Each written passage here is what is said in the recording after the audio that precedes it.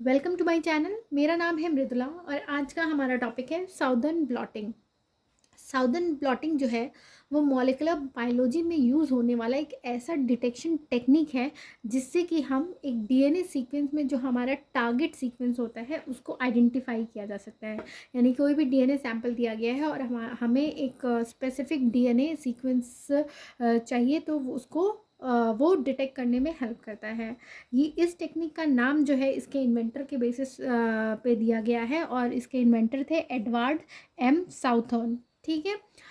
जो southern blotting है उसका मेन जो प्रिंसिपल है कि ये बेस्ड होता है डीएनए फ्रैगमेंट्स के सेपरेशन पे, यानी कि जेल इलेक्ट्रोफोरेसिस मेथड यूज़ करके डीएनए को ब्रेक किया जाता है और फिर उसके बाद जो है वो प्रॉब हाइब्रिडाइजेशन के थ्रू जो है आइडेंटिफाई किया जाता है। ठीक है।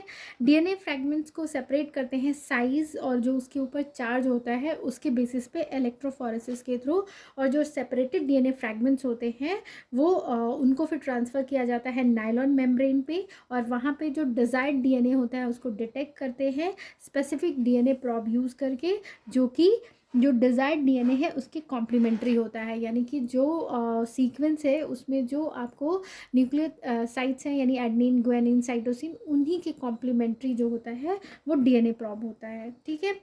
हाइब्रिडाइजेशन प्रॉब जो है एक तरह का शॉर्ट सिंगल स्ट्रैंडेड डीएनए है। ठीक है। तो यानी कि ये जो डीएनए प्रॉब हम यूज़ कर रहे हैं तो हमने जो सीक्वेंस लिया है उससे ये जाके पेयर फॉर्म करके आइडेंटिफिकेशन में हेल्प करते हैं। तो इन प्रॉप्स को जो है लेबल कर दिया जाता है मार्कर से जिससे कि वो हाइब्रिडाइजेशन। अब साउदर्न ब्लॉटिंग जो है वो कैसे की जाती है, तो इसके अंदर जो है कुछ स्टेप्स होते हैं। सबसे पहला होता है रिस्ट्रिक्शन डाइजेस्ट। रिस्ट्रिक्शन डाइजेस्ट क्यों करते हैं? क्योंकि हमें डीएनए फ्रैगमेंट चाहिए होता है। ठीक है। तो इलेक्ट्रोफोरेसिस में हम डीएनए फ्रैगमेंट करने के लिए तो डीएनए को जो ब्रेक है वो रिस्ट्रिक्शन एंडोन्यूक्लियस एंजाइम यूज़ करके किया जा सकता है। ठीक है। जेल इलेक्ट्रोफोरेसिस नेक्स्ट स्टेप होता है जिसमें कि जो है वो एसडीएस जेल इलेक्ट्रोफोरेसिस कॉज की जाती है। और यहाँ पे जो एसडीएस है इसका फुल फॉर्म होता है sodium dodecyl sulphate polyacrylamide gel. ठीक है। उसके बाद डीनेचुरेशन किया जाता है, यानी कि वहाँ पे हाइड्रोक्लोरिक एसिड और सोडियम हाइड्रोक्साइड से ट्रीट किया जाता है। उसके बाद ब्लॉटिंग स्टेप आती है। उसके बाद बेकिंग और ब्लॉकिंग किया जाता है केजिन यूज़ करके। ठीक है। उसके बाद हाइब्रिडाइजेशन आता है जहाँ पे लेबल्ड प्रॉप्स यूज़ किया जाता है। उसके बाद फिर ऑटो रेडियोग्राम के थ्रू विजुअलाइज किया जाता है कि जो टारगेट सीक्वेंस है वो कौन सा है। ठीक है। तो अब इस सारे स्टेप्स को स्टेप बाय स्टेप देखते हैं। तो सबसे पहले क्या किया जाता है कि जो सेल और टिश्यू होते हैं उनमें से जीनोमिक डीएनए को आइसोलेट कर लिया जाता है और फिर उसको डाइजेस्ट यानी कि उसको ब्रेक किया जाता है suitable restriction endonuclease enzyme use करके। उसके बाद जो ये फ्रैगमेंट्स का मिक्सचर होता है उसको एग्रोस या फिर पॉली एक्रिलामाइड जेल के वेल के अंदर, यानी कि एक ऐसा कंटेनर जिसमें कि आपको जेल ये प्रेजेंट होता है उसमें लोड किया जाता है और उसके बाद उस इलेक्ट्रोफोरेसिस कॉज की जाती है। और इलेक्ट्रोफोरेसिस में चार्ज और साइज़ के बेसिस पे जो है वहाँ से सेपरेशन होता है। जो डीएनए नेगेटिवली चार्ज होते हैं वो एनोड की तरफ यानी कि पॉजिटिवली चार्ज इलेक्ट्रोड की तरफ जाते हैं। और यहाँ इस प्रोसीजर में जो स्मॉल डीएनए फ्रैगमेंट्स होते हैं वो जो बिग डीएनए फ्रैगमेंट्स होते हैं उनके कंपैरेटिव फास्ट मूव करते हैं। बाद जो एसडीएस जेल जिसके अंदर डीएनए मॉलिक्यूल प्रेजेंट है उसको डीनेचर किया जाता है। डीनेचुरेशन कैसे किया जाता है? तो उसको या तो अल्कली यानी सोडियम हाइड्रोक्साइड में सोक कर दिया जाता है या फिर हाइड्रोक्लोरिक एसिड में उसको सोक कर दिया जाता है। उसके बाद उसको नाइट्रोसेलुलोज या फिर नायलॉन पेपर जो कि पॉजिटिवली चार्ज होता है उसके ऊपर ट्रांसफ़र करते हैं और ये जो प्रोसेस है उसे ब्लॉटिंग कहते हैं। इसकी जब नाइट्रोसेलुलोज पेपर के ऊपर ट्रांसफ़र करते हैं तो उसकी वजह से क्या होता है, जो डीएनए फ्रैगमेंट्स का पैटर्न है वो एग्जैक्ट जेल के ऊपर सीक्वेंस में आ जाता है। ठीक है।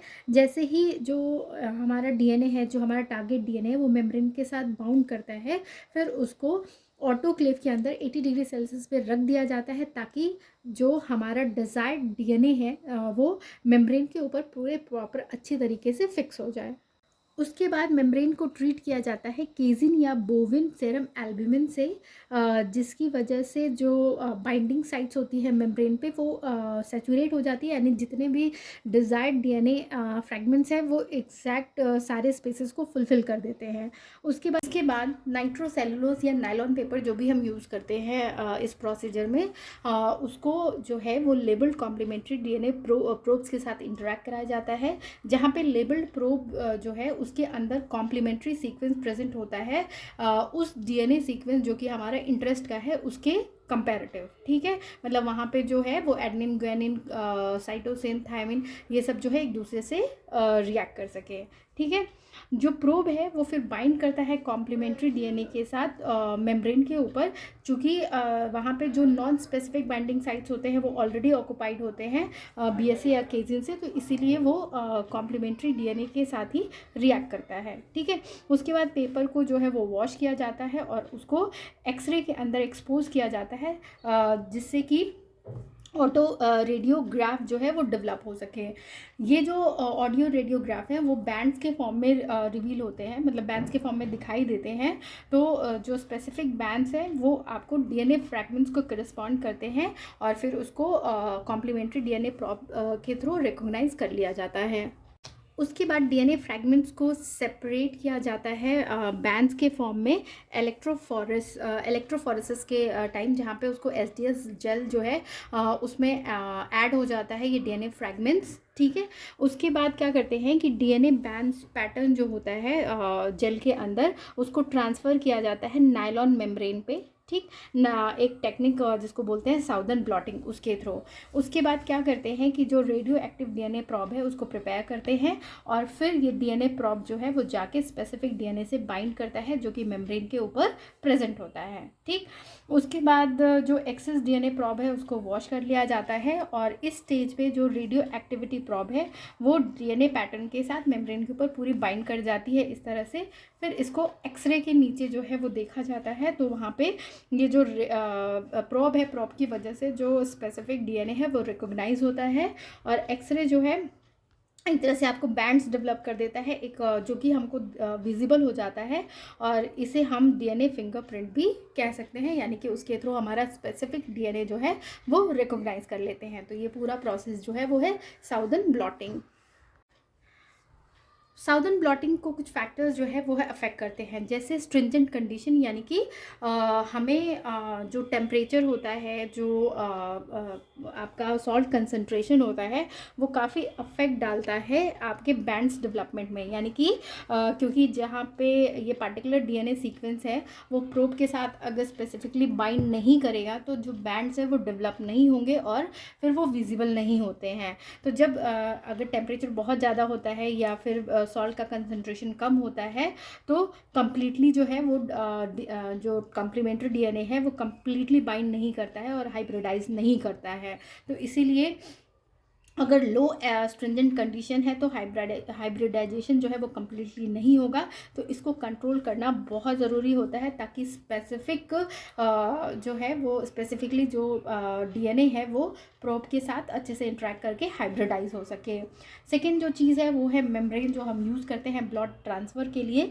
तो मैक्सिमम केसेस में नायलॉन मेम्ब्रेन जो है वो यूज़ किया जाता है क्योंकि इसकी टेंसिल स्ट्रेंथ बहुत अच्छी होती है और इसकी बाइंडिंग कैपेसिटी जो न्यूक्लिक एसिड के साथ होती है वो बहुत अच्छी होती है। तो अगर अदर मेम्ब्रेन्स यूज़ किए जाए इस पर्पज़ के लिए तो हो सकता है जो रिज़ल्ट है वो हमारा सही तरीके से ना आए।